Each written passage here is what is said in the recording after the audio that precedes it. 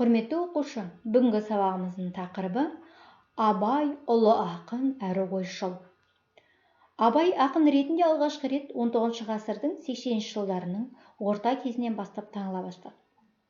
Бұл кезде Абай өз атынан жаз деген өлең жариялаған болатын. Абай Ескендір, Масғұт, әзім әңгімесі поэмалар мен этикалық философиялық еңбегі қара сөздерді жазды. Ақынның 1890-1898 жылдар аралығында жазылған қара сөздерінде 19 ғасырдың екінші жартысындағы қазақ халқының болмысы зерделенді. Абай қазақ қоғамын ерінбей еңбек етуге шақырды. Өзінің кейбір замандастарының бойындағы жаманшылық мінездерді, оның ішінде жалқаулықты, еңбексіздікті, көрсе қызарлықты, алты бақан алауыздықты, надандықты жеріне жеткізе әшкереледі. Кедейшіліктен құтылудың бір тәсілі егіншілікпен айналысу, қолөнер кәсібін және сауда-саттық жасауды үйрену екенін айтты. Ол былай деп жазды: егіннің ебін, сауданың тегін, үйреніп, ойлап, мал ізде.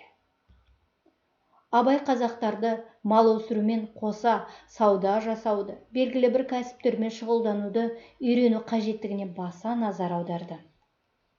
Орта Азия тұрғындарының кәсіп түрлерін үлкен ілтипатпен қызыға қарады. Ол былай деп жазды қара сөзінде: енді қарап тұрсам, сарттың екпеген егіні жоқ, саудагердің жүрмеген жері жоқ, қылмаған шеберлігі жоқ. Өзіменен өзі әуре болып, біріменен бірі ешбір шаһар жауласпайды.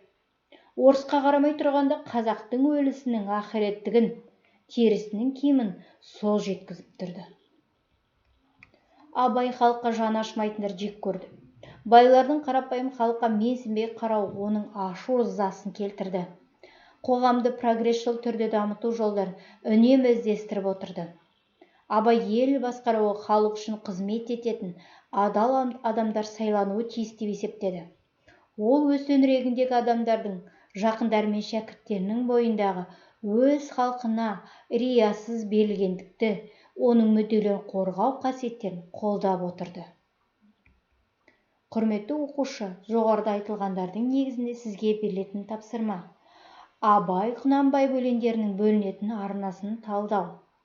Ол үшін Абай Құнанбай өлеңдері туралы ақпараттар жинаңыз. Ақын өлеңдерінің арналары туралы ақпаратты табыңыз. Бүгінгі берілген тақырып пен тапсырма түсінікті болды деп ойлаймын. Сізге сәттілік тілеймін.